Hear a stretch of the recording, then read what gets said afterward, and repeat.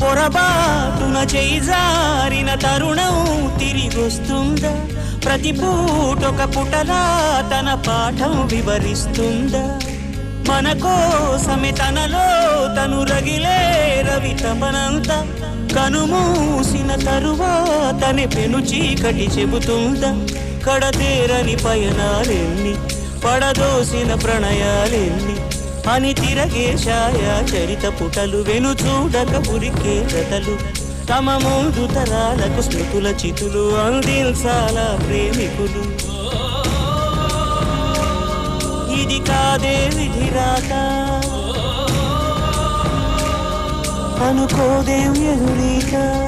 10 నెలలు తనలో నిన్ను మోసిన అమ్మైనా అప్పుడో ఇప్పుడు కనను అంటుందా?